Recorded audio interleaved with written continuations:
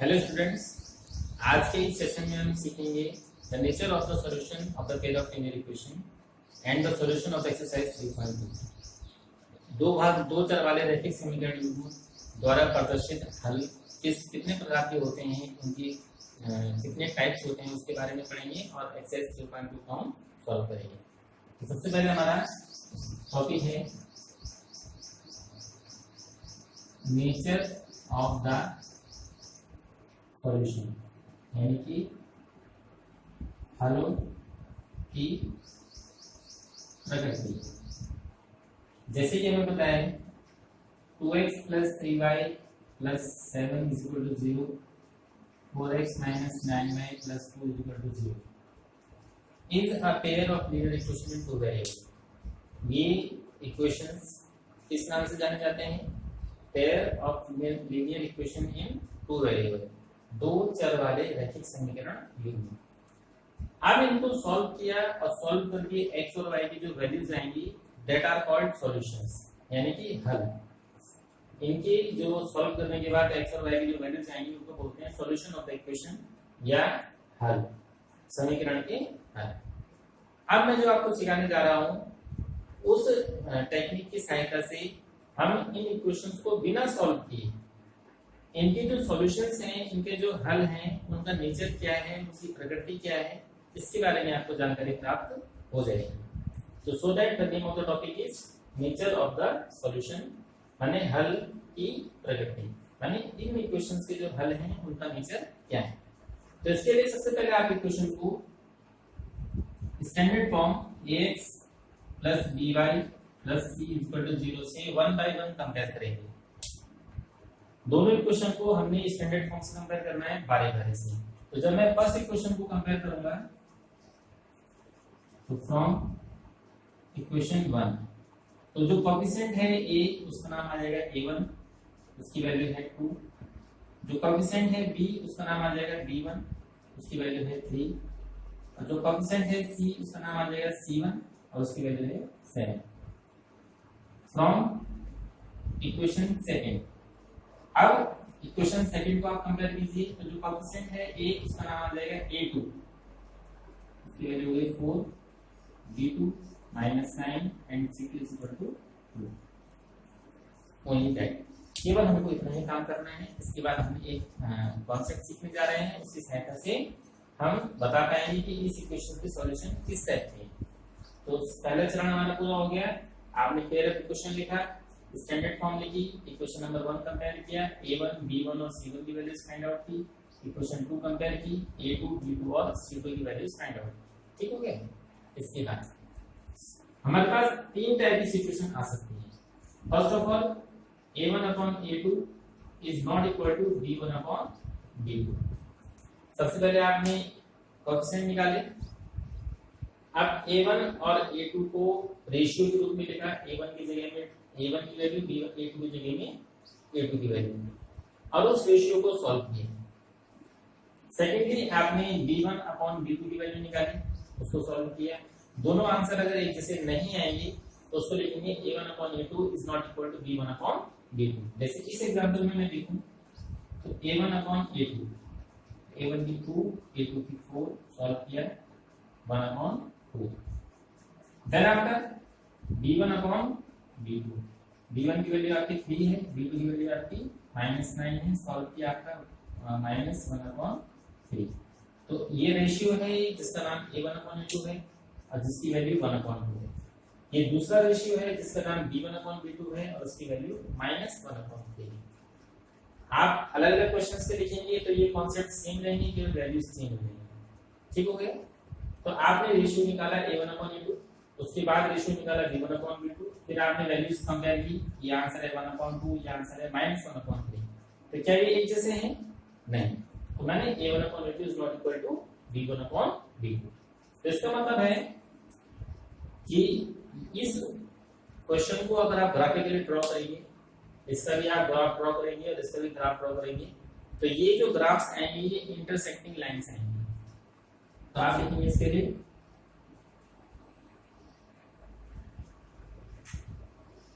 Intersecting line, यानी कि प्रतिच्छेदी रेखाएं। तो अर्थात आप इसी क्वेश्चन को आप ग्राफिकली ड्रॉ करने पर आप पाएंगे कि इनके ग्राफ्स जो आए वो एक एक्स एक्सिस वाई एक्सिस तो मे भी ये जैसे इंटरसेक्टिंग लाइन से एक दूसरे में आप इंटरसेक्ट कर रही है। जरूरी नहीं कि यही इसका ग्राफ हो, ये केवल एक डमी है दिखाने के लिए कि इंटरसेक्टिंग लाइंस क्या होता है। ठीक हो गया। इसके बाद इंटरसेक्टिंग लाइंस का अभिप्राय क्या होता है? जब लाइंस आपस में टकरा रही हैं, काट रही हैं, एक दूसरे को प्रतिच्छेद कर रही हैं, तो इसकी मीनिंग क्या होती है? तो इसका मतलब ये होता है कि ये जब टकराएंगी तो ये किसी एक पर्टिकुलर पॉइंट पे टकराएंगी और उस पॉइंट के कोऑर्डिनेट्स इस इक्वेशन के सॉल्यूशन कहलाएंगे। तो आप इसको ऐसे लिख सकते हैं, यूनिक सॉल्यूशन यानी कि अद्वितीय हल। ठीक हो गया।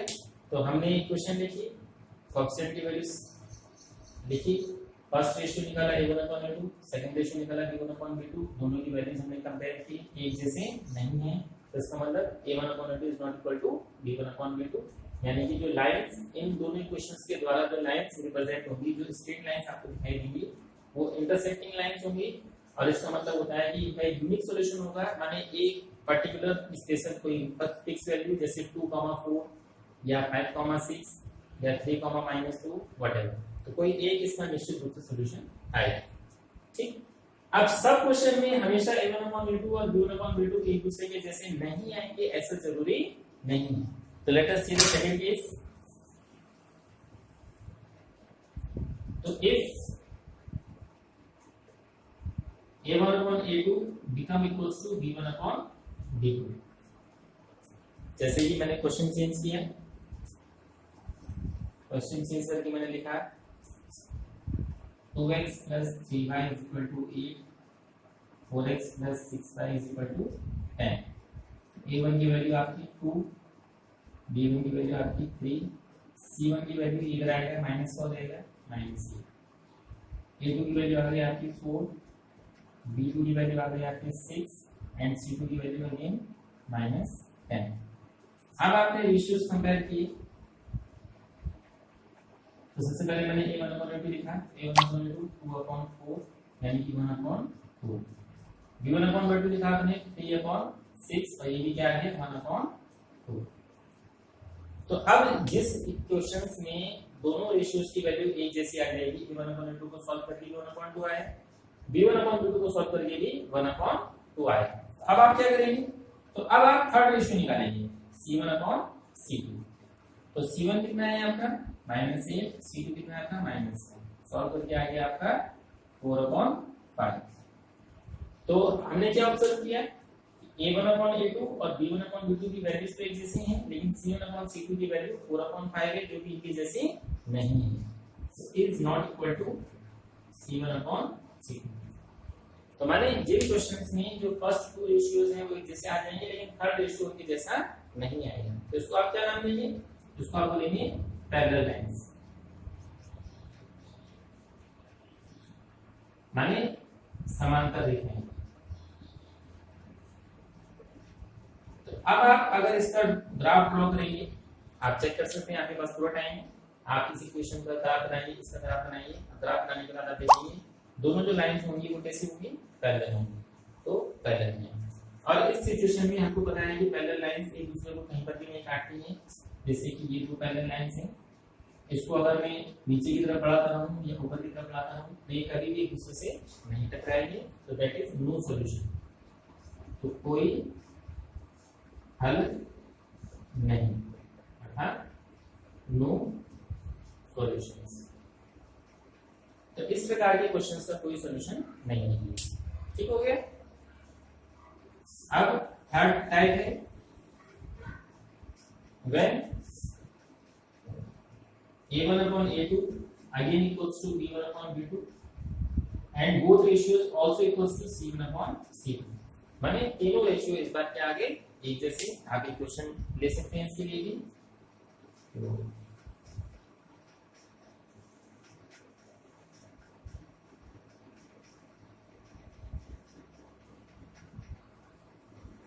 ये खाली हो गया सारा ग्रिड। आपसे नया क्वेश्चन लिख देता हूँ यहाँ पर, 4x plus 6y is equal to 12 and 8x plus 12y is equal to 24. तो a1 की वैल्यू 4, b1 की वैल्यू 6, c1 की वैल्यू 12, a2 की वैल्यू 8, b2 की वैल्यू 12 एंड c2 की वैल्यू -24, ये -12।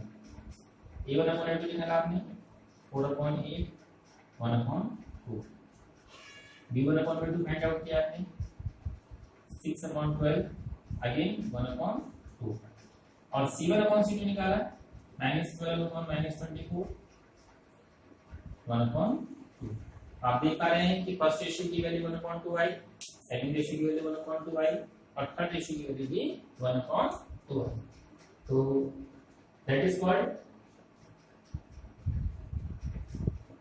Coincident lines. कोइंसिडेंट लाइंस माने समपाती रेखाएं, अर्थात दोनों लाइन अगर फर्स्ट लाइन ऐसे आएगी तो सेकंड लाइन भी ठीक इसी के ऊपर ऐसे ही आएगी। आपको एक लाइन दिखाई दे रही है लेकिन आपने देखा हमने दो बार ड्रॉ किया, तो that are called coincident line. और सॉल्यूशंस क्या होंगे यहाँ पर? मैनी सॉल्यूशन माने अनेक हल। ठीक हो गया? तो ये तीन कंडीशन हमने देखी। हमने पहले इक्वेशंस देखनी है, कोएफिशिएंट्स लिखने हैं, रेशियो निकाला a1/a2, फिर b1/b2, फिर हम रुक गए, हमने ऑब्जर्व किया कि a1/a2 और b1/b2 एक जैसे हैं या नहीं है तो हम केस 1 वाले हैं। अगर एक जैसे आ गए तो फिर हमने c1/c2 निकाला और बाकी सेकंड केस और थर्ड केस को हमने लिख लिया।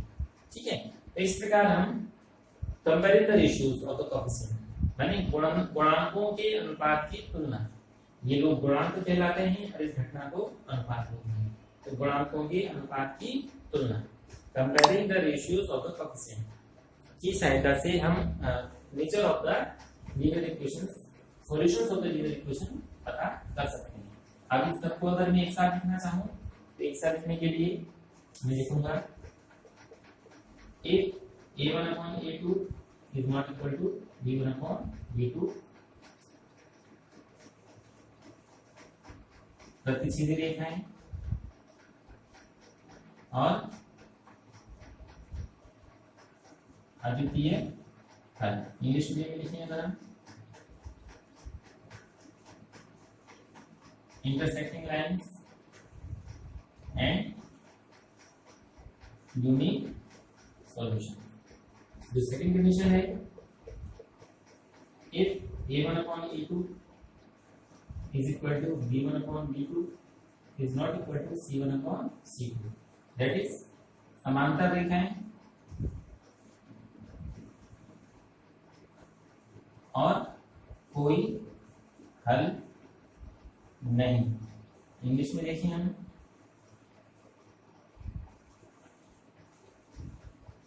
Parallel lines and no solution. जो थर्ड कंडीशन आएगी आपकी if a1/a2 is equal to b1/b2 is also equal to c1/c2। इसका इंपैक्ट क्या पड़ता है? समपाती रेखाएं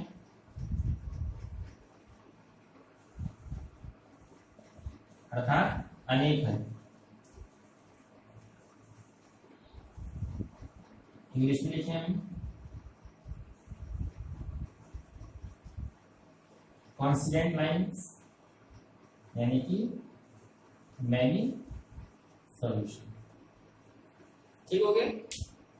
इन तीन रेशियो के अलावा या इन सब बातों के अलावा दो बातें और पूछी जाती हैं, कंसिस्टेंट और इनकंसिस्टेंट, अर्थात संगत और असंगत। नोट लिखना है यहाँ पर, ध्यान से आते हैं। कंसिस्टेंट और इनकंसिस्टेंट, हिंदी वालों के लिए संगत व असंगत हल। तो consistent means after drawing the equation if you able to find the solution, maybe unique solution और many solution, then it is called consistent, otherwise inconsistent. Equation को ड्रॉ करने के बाद या तो वो प्रतिच्छेदी हैं या वो संपाती हैं, तो वो कहलाएंगे कंसिस्टेंट या सरल, अदरवाइज वो कहलाएंगे इनकंसिस्टेंट। तो मतलब जो रेखाएं प्रतिच्छेदी होंगी और संपाती होंगी, इन्हीं को हम क्या बोलेंगे, कंसिस्टेंट या संगत। और अगर वो समांतर होंगी, पैरेलल होंगी, तो उनको बोलेंगे इनकंसिस्टेंट या असंगत। ठीक है। On the behalf of this discussion, we will able to solve the questions of exercise 3.2. Hope you are understand the things and will progress in exercise 3.2. आशा करता हूँ कि आपको ये समझ में आया होगा। नेक्स्ट वीडियो में मैं आपको एक्सरसाइज 3.2 सॉल्व करके दिखाऊंगा।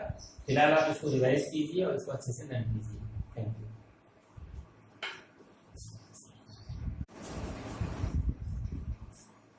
हेलो स्टूडेंट्स, आज के सेशन में हम एक्सरसाइज 3.2 को सॉल्व करेंगे। Chapter 3 exercise 3.2 exercise 3.2। तो whenever you are solving exercise, जब भी आप किसी एक्सरसाइज को सॉल्व कर रहे हैं तो आप उस एक्सरसाइज के क्वेश्चन को बहुत सावधानी से पढ़ेंगे। तो मैं आपके लिए फर्स्ट क्वेश्चन को पढ़ देता हूं यहाँ पर। तो फर्स्ट क्वेश्चन है, form the pair of linear equation and find their solution graphically. दिए गए रैखिक समीकरण योजों को बनाइए और उनको ग्राफ के द्वारा हल कीजिए। तो आपको इस क्वेश्चन में 2 पार्ट दिए गए हैं और आपसे कहा जा रहा है कि आप पहले उन सिचुएशन को इक्वेशन में कन्वर्ट करें और उसके बाद उसको ग्राफ की सहायता से सॉल्व करें। तो फर्स्ट पार्ट है इसका, 10 student of class 10 took a part in mathematics quiz. कक्षा 10 के 10 विद्यार्थियों ने गणित की एक प्रतियोगिता में भाग लिया। If number of girls is 4 more than the number of boys, find the number of boys and the girls. यदि लड़कियों की संख्या लड़कों की संख्या से 4 अधिक है तो लड़के एवं लड़कियों की संख्या ज्ञात कीजिए। तो क्वेश्चन को आप ध्यान से दोबारा पढ़ेंगे, 3-4 बार पढ़ेंगे। जब तक आपको क्वेश्चन समझ में नहीं आएगा तब तक आपको उसको पढ़ते रहना है। उसके बाद आप उसको सॉल्व करना शुरू करेंगे। तो जैसे कि हम देख पा रहे हैं यहाँ पे 2 टर्म्स मिसिंग हैं, number of boys and number of girls. तो माने the equation contains 2 variable, number of boys and number of girls. So the first part of all questions is the consideration of the variable. किसी भी question को solve करने से पहले हमको उसके चरों को मानना पड़ेगा कि उसके चर कौन है। तो माना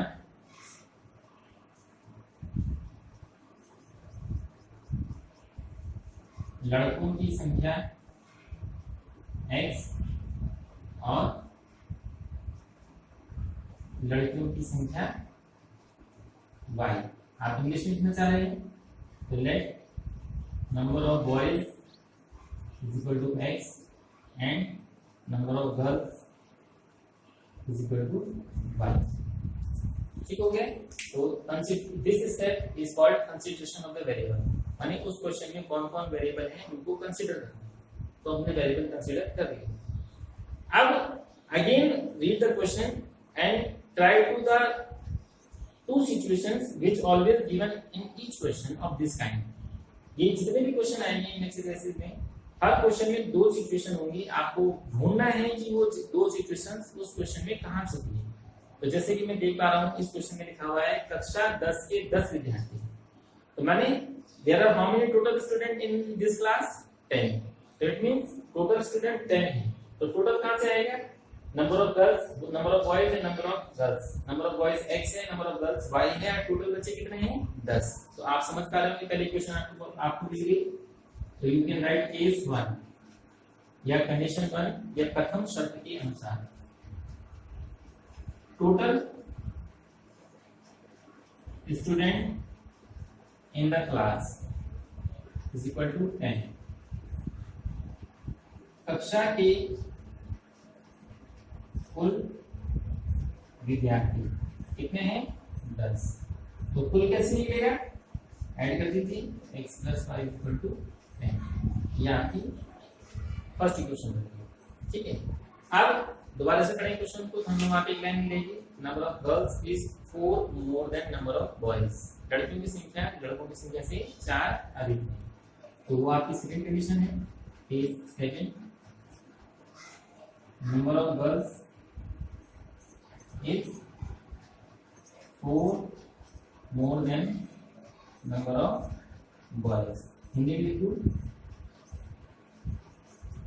लड़कियों की संख्या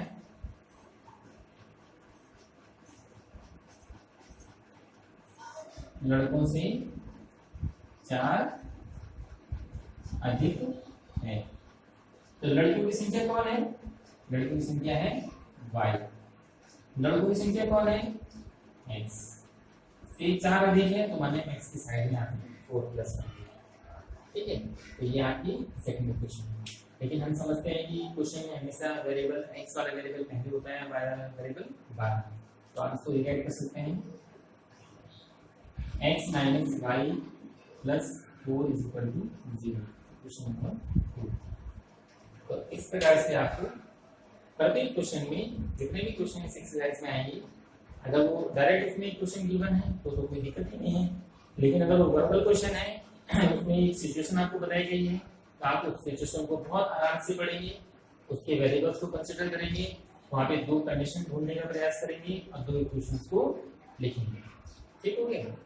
चलिए अब इसको आगे बढ़ाते हैं। तो मैं इक्वेशंस लिख देता हूँ पहले। x plus Y is equal to 10, x minus Y is equal to 2 plus 2 is equal to 1 and 2।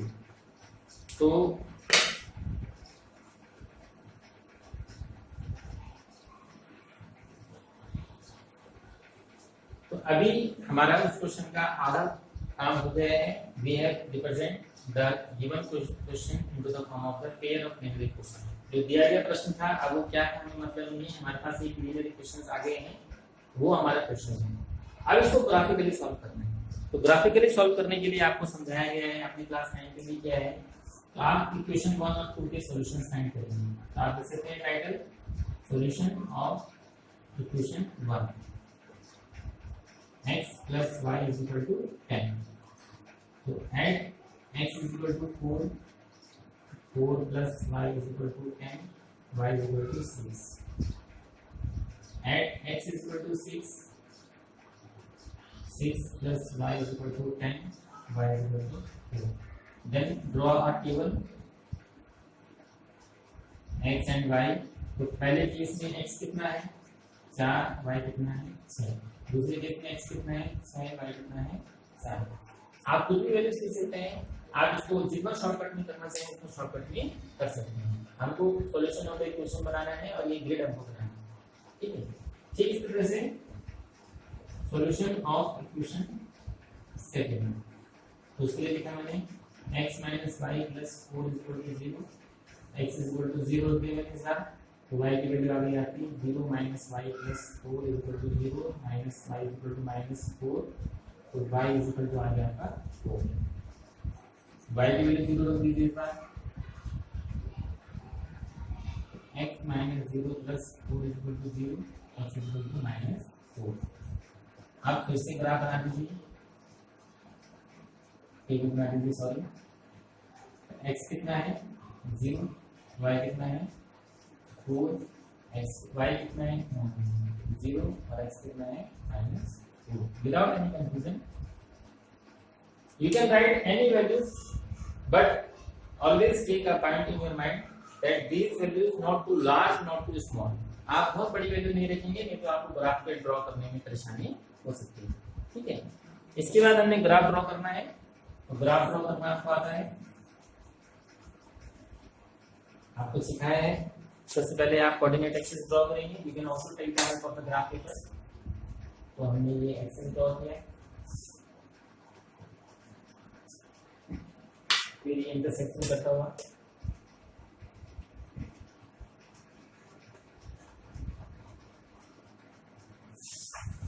हो गया आपका x, x dash, y, y dash. Now mark the point at equal distance in all the 4 directions. चारों दिशाओं में 0 से शुरू करते हुए बराबर बराबर दूरी के निशान लगाइए। तो मैं यहाँ पर इस पेज में जो बड़ा वाला पॉइंट है उसको ले रहा हूँ। तो 1 2 3 4 5 6, 1 2 3 4 5 6, 1 2 3 4 5 6, 1 2 3 4 5 6। आप ज्यादा बना सकते हैं, मैंने 6 इसके लिए आप देख पा रहे हैं कि 6 तक ही मैक्सिमम वैल्यू जा रही है। तो फर्स्ट कोऑर्डिनेट है आपका 4,6, तो मैंने एक्स एक्सिस पे आपने 4 चला, वाई एक्सिस पे आपने 6 चला, और फिर यहाँ से एक वर्टिकल लाइन ड्रॉ करनी है आपने,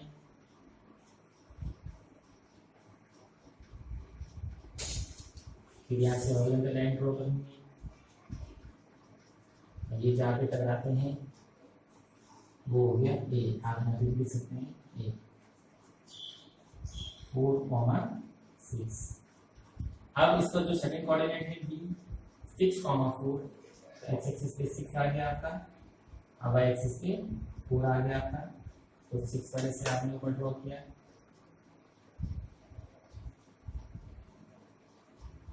फोर वाले से ड्रॉ किया,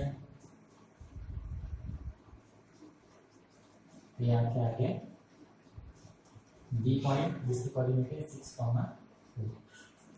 फिर आपने दोनों पॉइंट्स को मार्क किया और with the help of the scale इनको आपने ज्वाइन किया, और ये आपके आगे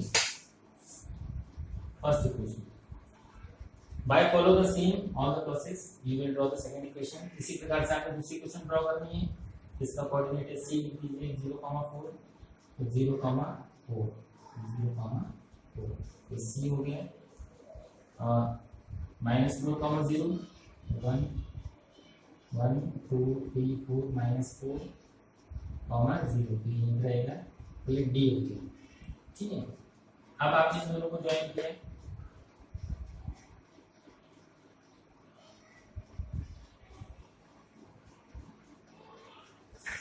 जो भी आपकी इक्वेशन थी। अब आप ध्यान से देखिए कि where these two line meets, दोनों लाइन एक दूसरे को कहां पे टकरा रही है, तो ये लाइन यहाँ पे इंटरसेक्ट हो रही है, ये हो गया सॉल्यूशन, ठीक हो गया। तो ये सॉल्यूशन है। आप इसके कोऑर्डिनेट्स आप पढ़े, तो कोऑर्डिनेट्स ड्रॉ करने के लिए आपने यहाँ पे देखा, तो ये है आपका 3, और यहाँ देखा आपने, तो ये यहाँ पे तक आपका 6 था, तो ये आपका 7। तो सॉल्यूशन है आपके एक्स एक्सिस पे 3 और वाई एक्सिस पे 7। तो एक्स था आपका नंबर ऑफ बॉयज, लड़कों की संख्या, और ये था आपका नंबर ऑफ गर्ल्स यानी कि लड़कियों की संख्या। तो मैंने उस क्लास में लड़कों की संख्या x है और लड़कियों की संख्या y है।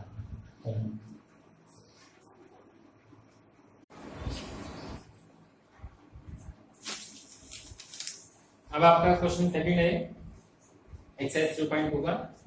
On comparing the ratios a1/a2, b1/b2, c1/c2, find whether the following equations represents the line intersecting at a point parallel और कोइंसिडेंट। माने गुणांकों a1/a2, b1/b2, c1/c2 की तुलना करके बताइए कि निम्नलिखित समीकरण युग्म अर्थछेदी हैं, समांतर हैं अथवा समपाती हैं। तो आप एक्सरसाइज 3.2 ओपन करेंगे क्वेश्चन बुक में से और उस क्वेश्चन को बहुत आराम से पढ़ेंगे। तो क्वेश्चन नंबर 2, तो फर्स्ट पेयर है आपका 5x - 4y + 8 = 0, 7x + 6y - 9 = 0। तो जैसे कि मैंने आपको कल बताया है पहले भी कि आपने इक्वेशंस लिखे, इक्वेशंस ऑलरेडी स्टैंडर्ड फॉर्म में है, तो आप लिखेंगे on comparing ax + by + c = 0 we get। मानक रूप से तुलना करने पर हमने प्राप्त किया a1 = how much 5, b1 = -4 and c1 = 8। For second equation a2 = 7, b2 = 6 and c2 = -9। तो दोनों इक्वेशन को एक एक करके आपने कंपेयर करना है। पहले इक्वेशन को कंपेयर किया तो a1 b1 c1 और फिर दूसरे इक्वेशन से a1 a2 b2 and c2। अब आपने रेशियो फाइंड करना है a1/a2 का।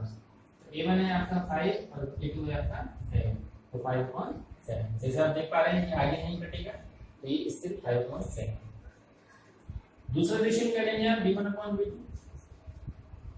-4/6, ये भी सॉल्व हो सकता है, 4 × 4 2 3 × 6 -2/3। तीसरा रेशियो निकालने की जरूरत है क्या? तो तीसरा रेशियो निकालने से पहले आप इन दोनों आंसर्स को चेक करेंगे, अगर ये एक जैसे नहीं है तो थर्ड रेशियो की आवश्यकता नहीं। As you can see 5/7 is not equal to -2/3,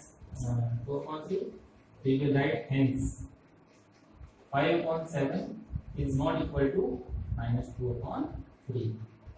तो इसका रिजल्ट क्या है? thus a1/a2 is not equal to b1/b2। ठीक हो गया? अब आपको ध्यान रखना होगा ये कौन सी सिचुएशन होती थी जिसमें हम बोलते थे इंटरसेक्टिंग लाइंस। तो लाइंस आर इंटरसेक्टिंग, यानी कि प्रतिच्छेदी रेखाएं। ठीक, ऐसे ही इस क्वेश्चन में 3 पार्ट्स हैं टोटल। फर्स्ट पार्ट में सॉल्व किया, सेकंड और थर्ड सिमिलर हैं, आप उसको अपने आप करने की कोशिश करेंगे। ठीक है,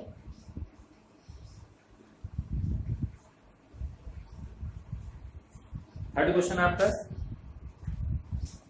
again the same kind of question on comparing the ratios a1/a2 b1/b2 and c1/c2 find out whether the following pair of the linear equations are consistent or inconsistent।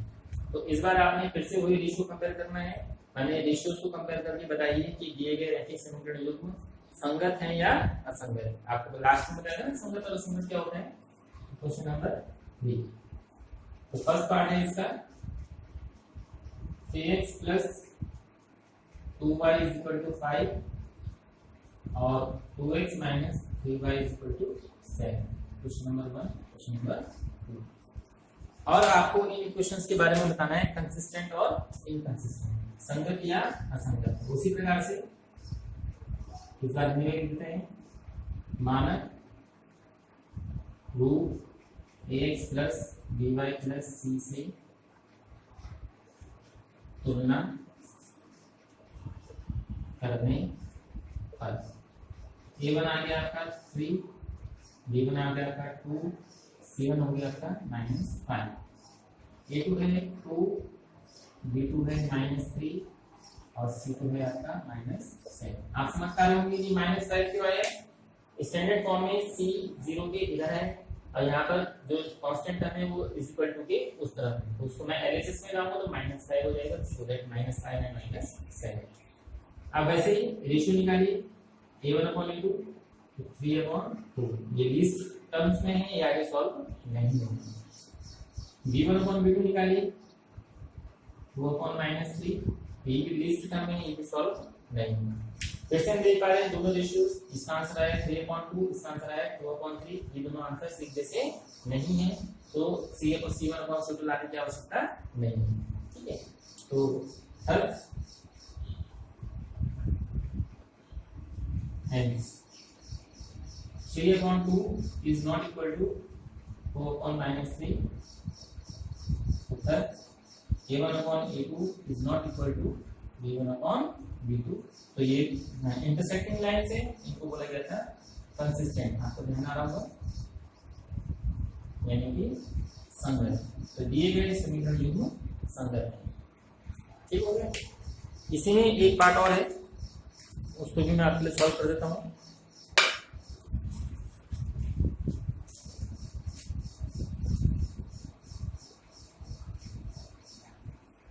Second part of this question, third part of this question, 3/2x 5/3y = 7। तो मैंने अभी एक question में किया और मैं रुक गया। क्यों रुका? क्योंकि मुझे दिख रहा है कि ये क्वेश्चन स्टैंडर्ड फॉर्म में नहीं है, तो मुझे इसको दोबारा से लिख के सॉल्व करना पड़ेगा। इसलिए मैं अभी हैंड टू हैंड इसको स्टैंडर्ड फॉर्म में ले आता हूँ। तो जब कभी भी आपके पास फ्रैक्शनल वैल्यूज होंगी कोएफिशिएंट में, तो आप इसको एलसीएम लीजिए। एलसीएम होंगे 6, तो 2 3 × 6, 3 3 × 9x, 3 2 × 6, 10y = 7, क्रॉस मल्टीप्लाई कर दीजिए, 9x + 10y = 6 7 42 and mark as equation number 1। एक बार आपने क्वेश्चन लिखी, फिर दूसरी क्वेश्चन लिखी, फिर पहले क्वेश्चन को सॉल्व किया तो कंफ्यूजन हो जाएगा। तो इसलिए जैसे ही मुझे कोई डाउटफुल इक्वेशन दिखाई देगी तो मैं दूसरी क्वेश्चन नहीं लिख रहा हूँ, मैंने पहले उसी क्वेश्चन को उसका उच्चार कर दिया, उसको मॉडिफाई करके स्टैंडर्ड फॉर्म में लिख दिया। अब इसकी सेकंड इक्वेशन है 9x - 10y = 14। ठीक है, after getting both equation again you will compare on comparing with ax plus by plus c is equal to 0, a is equal to 9, a1, by is equal to 10, c1 is equal to -42, a2 is equal to again 9, b2 is equal to -10 and c2 is equal to -14। आप ratios compare कीजिए, find कीजिए a1/b2 9/9, ये आ गया आपका 1, b1/b2 10/-10, carefully करना है, 1 नहीं आएगा, -1 आएगा। तो since 1 is not equal to -1, so a1/a2 is also not equal to b1/b2, hence these equations also are consistent। यानी कि ये क्वेश्चन भी क्या है, कंसिस्टेंट है, सेम क्वेश्चन है, सिमिलर क्वेश्चन। ठीक है, तो ठीक इसी तरह से जो बाकी क्वेश्चन है एक्सरसाइज के बहुत सिंपल है, बस अंतर इतना है कि जो ऊपर हेडिंग है क्वेश्चन का उसको आप ध्यान से पढ़िए, ध्यान से पढ़ने के बाद आप रिवाइज कीजिए कि वो क्या पूछ रहा है, कैसे होगा, और आराम से आप क्वेश्चन को सॉल्व कीजिए, क्वेश्चन डेफिनेटली आपका सॉल्व होगा। Thank you.